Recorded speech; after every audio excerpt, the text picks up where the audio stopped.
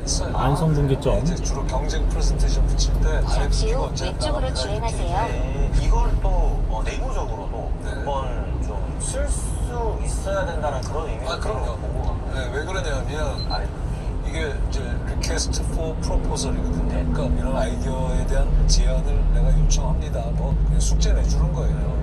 그런데 문제가 뭐냐면 이 숙제를 정확하게 내주는 법을 알아야 된다.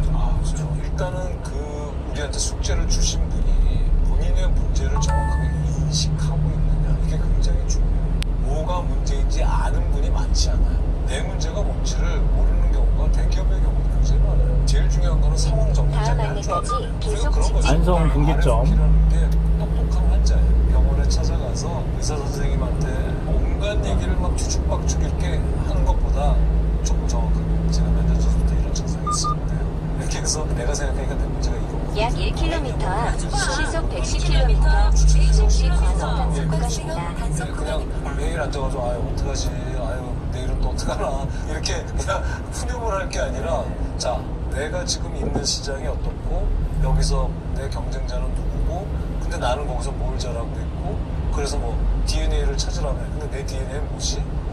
근데 나는 그래서 여기서 지금 뭘 어떻게 해가고 있지 현재?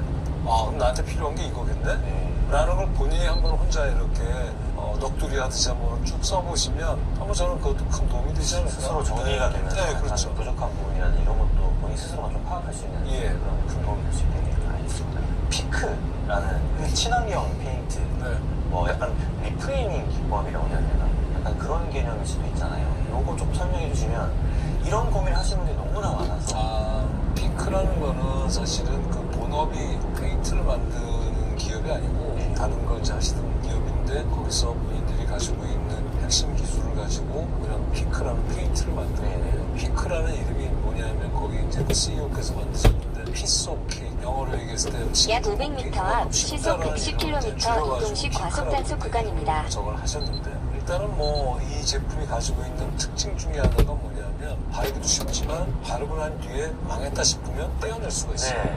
그래서 그게 이제 바로 뭐냐면 이 기업 자체가 가지고 있는 핵심 기술이거든요. 근데 그걸 가지고 이제 본인들이 제품 만들어서 디자인도 아주 잘하시고 다 했는데 이걸 어떻게 마케팅을 해야 될지 모르겠다고 찾아오셨어요. 그래서 얘기를 쭉 듣다 보니까 110km 아닌데요? 근데 왜 자꾸 본인들 자체가 페인트가 아니고 낼 수 있는 결과가 페인트가 하는 거고 같을 뿐이지, 이게 페인트가 아닌데 자꾸 페인트 안에 들어가서 기존에 유명한 브랜드들이 많잖아요. 왜 그 안에 들어가서 싸우고 있냐. 페인트라고 본인 스스로 정의를 하다 보니까 그렇죠. 페인트 시장에서 네. 브랜드를 싸우게 하고 있는 그러니까 쉽게 얘기하면 내가 나와서 내 카테고리를 만들면 1등이 되는 건데, 내가 그 안에 굳이 들어가가지고 왜 꼴찌 노릇을 하고 있냐라는 거죠. 그래서 우리가 처음 드렸던 말씀이 그러면 이건 페인트가 아니잖아요. 그럼 페인트 하지 말고 피크 하세요라는 이런 카피 쓰면 좋겠는데요. 하니까 이분들이 그제서야 어머 우리가 했던 일이 이게 페인트가 아니었네 라는 이런 생각을 하시게 되는 거죠. 관점을 아예 그냥 달리. 그렇죠. 관점을 바꾸는 거죠. 이런 상황에 놓이신 어떤 대표님들 브랜드가 되게 많을 것 같아요. 그렇죠.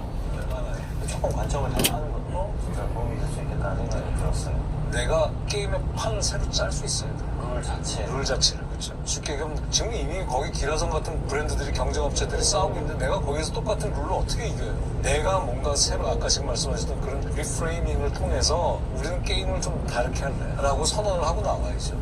진짜 약간 기발한 방법들이 많이 좀 나타날 것 같은데 조금 도움이 많이 될 것 같습니다. 이런 어떤 방향성 좀 어떻게. 여기 약간 그런 부분들이 조금 나오거든요. 뭐 허를 찌른다. 그리고 이제 여기 보면 똑같은 어떤 전공법으로 하지 않아야 되는 어떤 중요성에 대해서 여기도 이제 말씀을 해주셨는데, 사실 2000년도에 광고했었던 선영아 사랑해.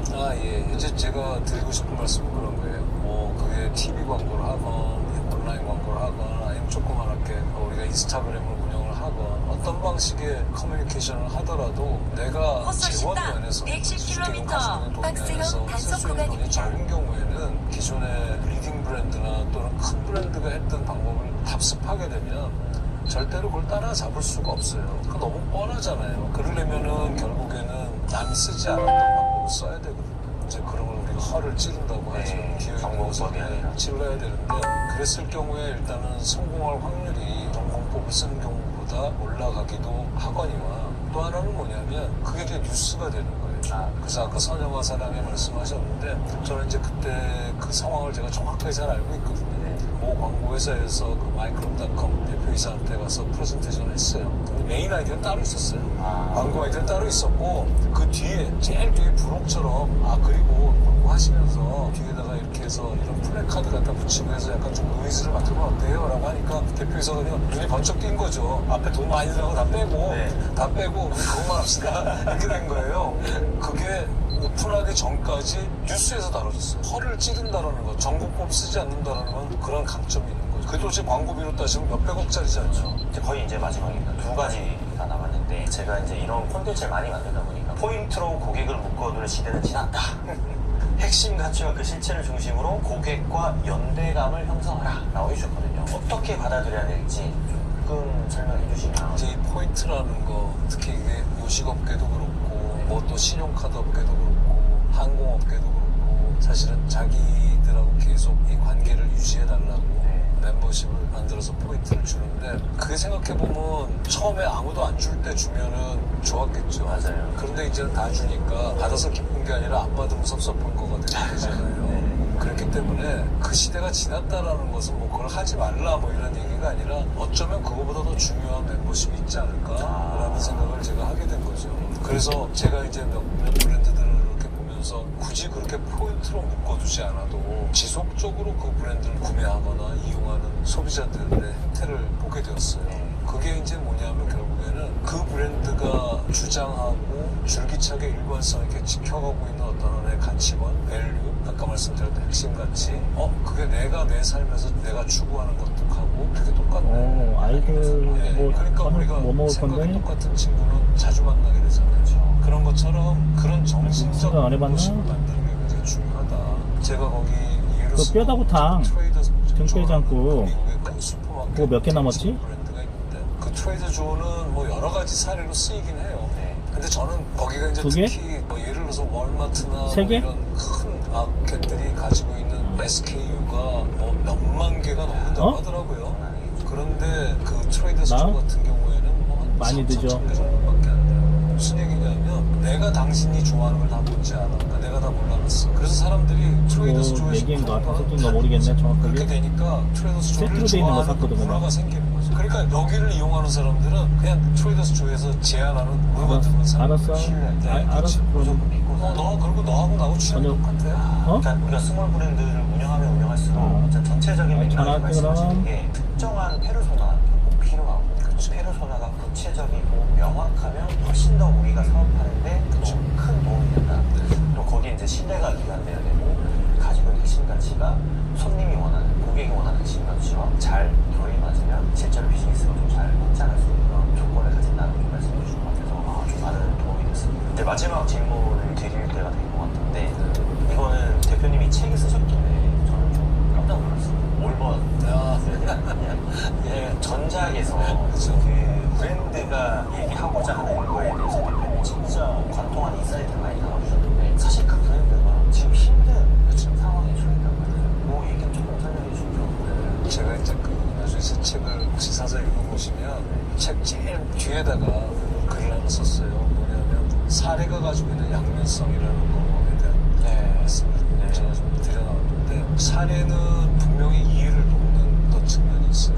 그래서 저도 사실 책을 쓰면서 가능한 다른 데서 쉽게 접하지 못하셨을 것 같은 또 조금 도움이 되는 대부분 처음 보는 사례 그런 사례들을 저는 찾아서 알려드리려고 했습니다. 첫 번째는 그 사례라는 것이 전해드리고 싶은 얘기를 잘 나타내고 있는 그 시점의 얘기라는 거지 그 브랜드가 뭐 계속 그 뒤로 잘하고 있다라는 얘기는 앞 2km 앞에서 그래서 일단 안성 그거 좀 휴게소입니다. 참고하시는 게 좋을 것 같고요. 제가 전번 책인 이것은 작은 브랜드 위한 책에서 그렇게 칭찬을 했던 울보스라는 브랜드가 우주에 흔적을 남기겠다고 했는데 지금 뭐 난리가 났어요. 주가가 급락을 하고 수익이 잘리고 이제 이렇게 됐는데 그게 이제 이유가 결국은 뭐냐면 자기네들 제품을 주로 사주던 3040에서 이제 욕심이 생긴 거죠. 그러니까 어떻게 하면 우리가 20대를 공략할까라고 해서 20대 공략법도 연구하기 시작을 했고 원래는 이게 친환경 신발을 만드는 기사였다. 그래서 그 뉴질랜드에서 나오는 양모라든지 유칼립투스 나무라든지 이런 것들을 가지고 해서 정말 친환경적인 가벼운 신발을 운동화를 만드는 브랜드인데 이게 워낙 성공을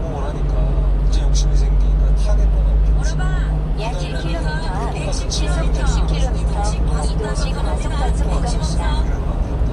근데 이게 보니까 똑같은 재료로 친환경 재료를 가지고 옷을 만들다 보니까 이게 땀에서 좀 무거워지고 기능적인 면에서 문제가 많이 생겼던 거죠. 그거 말고는 이제 여러 가지 확장을 하려고 애를 쓰면서 이제 흔히들 하는 그 성공의 환상에 사로잡히면 그때쯤에는 어떤 생각이 드냐면 옛날에 아바 노래를 보면 위너 텍스 올이라는 약 500m 앞 시속 110km 이동식 과속단속 안성 구간입니다. 안성 IC가 근데 안성 IC가 아니고 뭔 거야 이게? 전국에서 본인들이 제일 잘했던 친환경에 가는 거를 조금 더 잘 만드는 뭐 하는 거야, 이게? 것 같은데 최근에 안성에서?